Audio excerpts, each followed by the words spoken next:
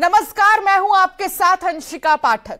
बड़ी उम्मीदों के साथ बीएसपी में शामिल हुए इमरान मसूद को मायावती ने पार्टी से बाहर का रास्ता दिखा दिया है। निकाय चुनाव में निराश हो चुके इमरान की नजर बेशक अब लोकसभा चुनाव पर है, तो ऐसे में क्या वो फिर कांग्रेस में घर वापसी की जुगत में थे?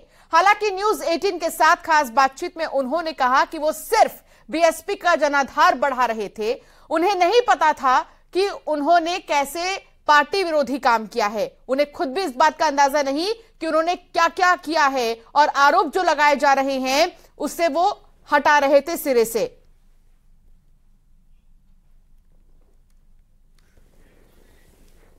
मैंने एक भी बयान कोई मेरा बताएं जो मैंने पार्टी से अलग हटके कहा हो। दलितों की, शोषितों की, वंचितों की बात बहुजन समाज पार्टी करती है। मैंने दलितों की, शोषितों की और वंचितों की बात की। मैंने पार्टी को 2007 में जो मूवमेंट, जो आंदोलन एक सत्ता के शीर्ष तक ले जाए और 2007 में सरकार बने और उसके बाद 2012, 2014, 2017, 2019 और 2022 आते आते केवल एक पार्टी पर जो अपने पूर्ण बहुमत की सरकार बना रही है, जो पार्टी वो केवल एक सीट पर सिमट जाए। इन चीजों को लेकर के अगर चेताना या इन चीजों को लेकर के बताना कि साहब इसके ऊपर आप ऐसे कर लीजिए, ये अनुशासनहीनता है, तो मैंने की अनुशासनहीनता। बस अब मैं यही कह सकता हूं। मेरी बहन जी ने मेरे सर पर हाथ रखकर आशीर्वाद दिया और मुझे छोटे भाई की तरह माना, तो मैं तो उनको हमेशा सदैव अपनी बड़ी बहन की तरह ही सम्मान दूंगा। और सबसे पहला सवाल तो यही है कि बहन जी ने क्यों विश्वास किया मुझ पे।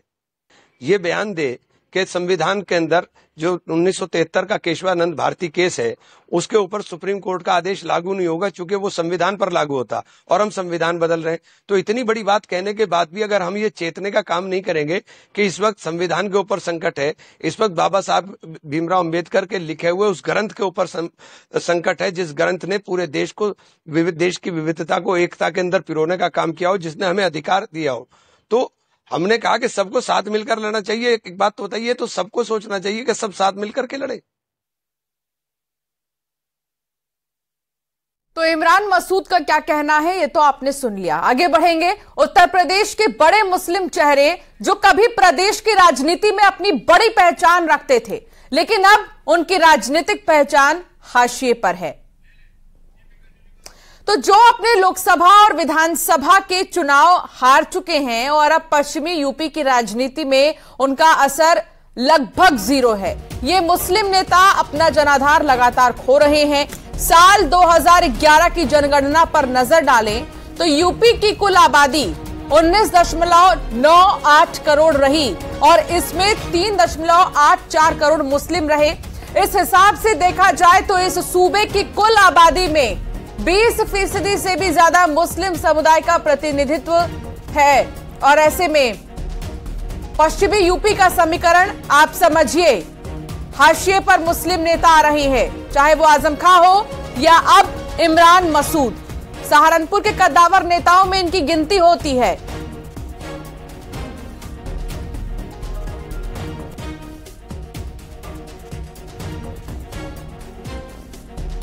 भारतीय जनता पार्टी जब से आई है सत्ता में, भारतीय जनता पार्टी का एक ही मकसद है कि मुस्लिम लीडरशिप को और मुस्लिम समाज को ज़्यादा से ज़्यादा कमज़ोर किया जाए। उनकी नीतियाँ, उनके राजनीतिक बदले से लिए जाने वाले एक्शन और उनके भाषण, उनकी कार्यशैली, ऐसा प्रतीत होता है, सभी को ऐसी आशंकाएं हैं कि भारतीय जनता पार्टी विशेष तौर पर मुस्लिम लीडरों को, मुस्लिम आबादी को सार्वजनिक तौर पर टारगेट करके वोटरों में, लीडरों में कोई भय बिठाने का प्रयास कर रही है। रामपुर के अंदर दोनों ही राजनीति बड़े लोग थे और बड़े परिवार साथ। कौन कौन? आजम खां है, नवेद मियां है, दोनों की राजनीति समाज है। मैं तो जानता हूं दोनों एक्स हैं। वर्तमान में कोई भी किसी के घर में कोई भी, चाहे बेटा हो, बेटी हो, बहन हो, भाई हो, परिवार हो, बीवी हो, बच्चे, कोई भी किसी भी परिवार में कोई भी विधानसभा का, लोकसभा का कोई मेंबर नहीं है, ना ही कोई पब्लिक का जनप्रतिनिधि है। चुने गवार होगी भाई, वो तो नवाब साहब हैं, नवाब रामपुर है, उन्हें तो राजनीति की जरूरत भी नहीं थी वैसे तो, क्या कहते हैं, और अब राजनीति में आए भी थे, अपनी संपत्ति बचाने के चक्कर में आते थे वो। अब वो तो उनका डिब्बा गोली है, समझ लो, क्या कहते हैं, नवेद मियाँ का। आजम खां है, वो अपनी अपनी अपनी जो उन्होंने करतूतें करी हैं उसके साथ साथ उनको खामियाजा भुगतना पड़ रहा है उसका, और क्या है। आजम खान ने लोगों के साथ बहुत जुल्म किए हैं, नाजायज जेल भेजा है लोगों को, इस वजह से उनकी राजनीति खत्म हो गई है।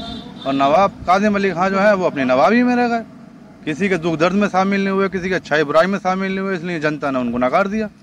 ये जितने भी मुस्लिम नेता थे इनमें से 98% मुस्लिम नेता गैर भाजपा दलों में थे, चाहे वो कांग्रेस हो, सपा हो, बसपा हो।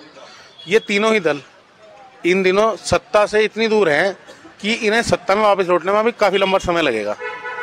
तो जब सत्ता में नहीं है, सत्ता की राजनीति है, तो कुछ तो मामला वहां शांत हुआ। कुछ ये जितने भी मुस्लिम नेताओं जिनका आप जिक्र कर रहे हो, इनके मुद्दे हो किसी भी।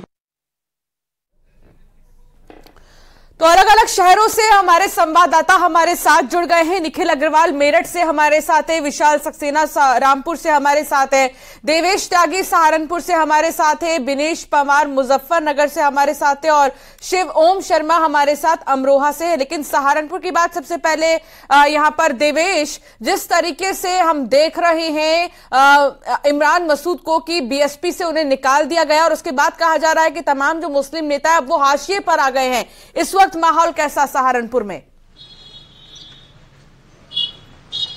जी, मैं आपको बताना चाहूं सहारनपुर में माहौल जो है कहीं ना कहीं जो इमरान मसूद को लेकर ही चर्चा में है। सहारनपुर के लोग जो हैं उन्हीं की चर्चा कर रहे हैं, क्योंकि इमरान मसूद जिस प्रकार से जो विधानसभा चुनाव थे उसमें कांग्रेस छोड़कर समाजवादी पार्टी में गए, समाजवादी पार्टी में उनको टिकट नहीं मिल पाया और कहीं ना कहीं उससे आहत होकर वह बीएसपी में गए। लेकिन 2024 के चुनाव से पहले उनको मायावती ने निष्कासित कर दिया है बसपा से, और उसी को लेकर लोग चर्चा यहाँ पे कर रहे हैं कि किस प्रकार से उनका कहना यह है कि सहारनपुर में नेता अगर है तो इमरान मसूद ही है, उसका वजूद भी है, उनके पास मतदाता भी है। लेकिन 2007 में चुनाव जीतने के बाद, निर्दलीय चुनाव जीतने के बाद वह एक भी चुनाव नहीं जीत पाया, लेकिन वोटर उसके वोटों में कोई कमी नहीं है। लेकिन कहीं ना कहीं लोग क्या सोचते हैं उसके बारे में जानते हैं। और इमरान मसूद, हाँ, इमरान मसूद जो है बसपा से निकाल दिया गया, तो क्या सोचते हैं कि क्या किस प्रकार का उनका आगे अगला कदम रहेगा?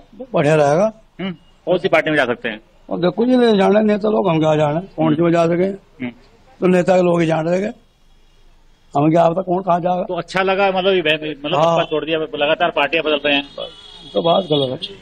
तो और भी लोग हैं, चाचा बताएंगे कि इमरान मसूद जो है अब बसपा से निकाल दिए गए हैं, अब कहाँ जा सकते हैं, क्या उनका अगला कदम हो सकता है? अगला कदम जो उनके वाक्यों से प्रदर्शित होता है वो कांग्रेस की तरफ रुझान है उनका। ऐसा कैसे लगता है?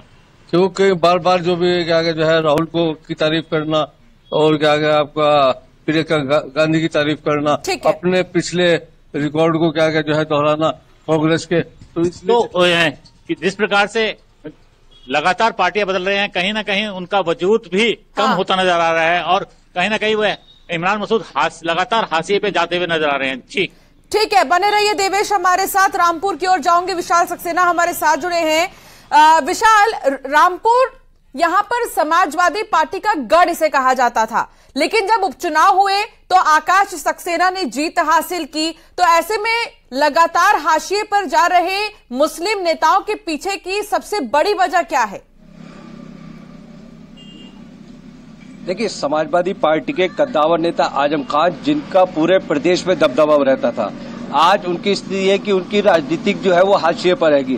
कारण उनके ऊपर कम से कम दर्जनों मुकदमे उनके ऊपर दर्ज होंगे। उनका एक पैर घर पे तो दूसरा पैर कोर्ट पे रहता है कि उनको यही नहीं पता होता कि मेरी कब कौन से दिन किस मुकदमे की तारीख लगी हुई है। भाई, उन्होंने जिस तरह की लोग से चर्चाएं हैं कि शहर जिले में कि इन्होंने जो कारनामे अपनी सरकार में किए, जो इन्होंने रामपुर के लोगों पे जुल्म ढाए, वो इनका एक राजनीतिक हाशिए पर इनकी है। भाई, नावेद मियां की बात करें, नावेद मियां नवाब खानदान से आते हैं और नवाबी का दौर उन्होंने गुजारा है, नवाब की तरह रहते हुए वो, इसीलिए उनकी जो राजनीतिक जो है वो उनके हाशिए पर है। हमारे साथ कुछ लोग हैं, हम उनसे जानेंगे कि वो क्या कहना चाहेंगे। जी, क्या कहेंगे?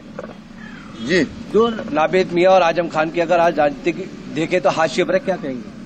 देखिए, नावेद मियां तो नवाब है, वो पब्लिक के जनप्रतिनिधि रहे या ना रहे, लेकिन उनकी नवाबी तो रहेगी और उनके पास शान और शौकत की कोई कमी नहीं है, ना ही दौलत की कमी है। रहा आजम खान का सवाल, तो आजम खान का तो राजनीति युग खत्म हो गया और उनका राम राम सत्य हो गई राजनीति की। राजनीति तो मेरे ख्याल से उनके परिवार में पहले उनकी बीवी हुआ करती थी सांसद विधायक, वो भी पदमुक्त हो गई। उनके बेटे विधायक हुआ करते थे, वो भी पदमुक्त हो गए। आजम खान विधायक हुआ करते थे, सांसद हुआ करते थे, वो भी पदमुक्त हो गए। आजम खान को तो वोट डालने का अधिकार भी खत्म हो गया। जी क्या कहेंगे? जी क्या कहेंगे? नावेद मियां और आजम खान इन दोनों की राजनीति हाशिए पर है, क्या कहेंगे? क्या कारण है?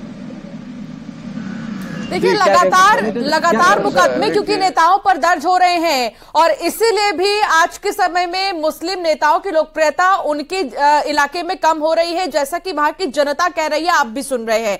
निखिल अग्रवाल मेरठ से हमारे साथ हैं। निखिल, मेरठ में किस तरह का माहौल है मुस्लिम नेताओं को लेकर? देखिए, एक वो दौर हुआ करता था पश्चिम उत्तर प्रदेश में जब ये कहा जाता था कि मुस्लिम नेतृत्व के बिना आसानी से चुनाव जीतना आसान नहीं है, क्योंकि पश्चिम उत्तर प्रदेश में बड़ी जनसंख्या मुस्लिमों की है और यहां पर कद्दावर नेता भी है। चाहे बात करें अगर मेरठ की तो याकूब कुरैशी, शाहिद अखलाक, शाहिद मंजूर बड़े नाम है। इसके अलावा मुनकाद अली जो बीएसपी के प्रदेश अध्यक्ष रहे वो भी एक बड़ा नाम है। और अगर वेस्टर्न यूपी की बात करें तो आजम खान, इमरान मसूद, तमाम वो नाम है जो पश्चिम उत्तर प्रदेश की मुस्लिम राजनीति की ध्रुव हुआ करते थे और इन्हीं के वोटों का इस्तेमाल करके, इन्हीं वोटों का ध्रुवीकरण करके ये लोग सत्ता में दखल भी पाए हैं। लेकिन अब स्थिति यह है कि गेम पलट गया है। पश्चिम उत्तर प्रदेश में 2014 के बाद से इनके वोट बैंक लगातार गिर रहे हैं और स्थिति यह आ गई है कि अब इनकी राजनीति हाशिए पर आ गई है। याकूब कुरैशी जेल में है, अभी बाहर नहीं आए हैं। शाहिद अखलाक के बेटे ने जो गुल खिला है वो इन दिनों पूरे प्रदेश में नहीं पूरे देश में लोग जान रहे हैं और उनके नाम को लेकर यही कह रहे हैं कि एमपी का बेटा अगर ऐसा करेगा तो बाकी लोग क्या करेंगे। वहीं शाहिद मंजूर खुद अपने बेटे को जेल से निकाल कर आए हैं और ये बताएं कि पश्चिम उत्तर प्रदेश की राजनीति के बारे में क्या सोचते हैं, कौन होगा अगला नेता, क्योंकि बाकी लोगों की राजनीति हाशिए पर चली गई है। देखिए, मैं सबसे पहले न्यूज 18 के दर्शकों को अपनी तरफ से आदाब करता हूं, नमस्कार करता हूं। सबसे पहली बात मैं आपको ये कहना चाहता हूं, उत्तर प्रदेश का मुसलमान आज तक टिश्यू पेपर की तरह यूज होता आया है, चाहे वो समाजवादी पार्टी हो या बसपा पार्टी हो। इन्होंने सिर्फ मुसलमानों को यूज करने का काम किया है। अभी जैसे कि आपने देखा, इमरान मसूद को बिना बात के निकाल दिया गया और समाजवादी की बात तो आप करिए, मेरे सामने करो ही मत, क्योंकि समाजवादी के जिला अध्यक्ष मेरठ के खुद छोड़ के बीजेपी में शामिल हो चुके हैं। तो मेरा मानना यह है कि आज के टाइम में मुसलमान सीधा सीधा दिखाई दे रहा है कि बीजेपी के अलावा मुसलमानों पे कोई विकल्प नहीं है। और मैं एक बात और कहना चाहता हूं न्यूज 18 के माध्यम से कि देखिए, मुसलमानों के साथ कांग्रेस ने जो किया है, आपने आज तक इतिहास गवाह है कि किसी भी पार्टी ने मुसलमानों को इतना नहीं सताया। मुरादाबाद में ईद के दिन हमारे कई सौ मुसलमान शहीद कर दिए गए। कांग्रेस ने हमारे ऊपर गोलियां चलवाई और सन 2013 में आपने देखा समाजवादी पार्टी ने किस तरह से हमारे मुसलमानों को कटवाया और ये अपने क्षेत्र में बैठ के वहां पार्टियां रंगरलियां मना रहे हैं। आप देख सकते हैं कि पश्चिम उत्तर प्रदेश में इस समय जो मुस्लिम लोग हैं वो हमारे साथ है मुजफ्फरनगर से। बिनेश, मुजफ्फरनगर में बड़े बड़े नाम हैं, अमीर आलम खां बड़े नेता के तौर पर हमने देखा, लेकिन आज के समय में हाशिए पर क्यों है? इसके पीछे जनता के बीच में अगर आप हैं तो उनसे बातचीत करिए, समझिए कि क्यों आखिर इस तरीके का माहौल है अब।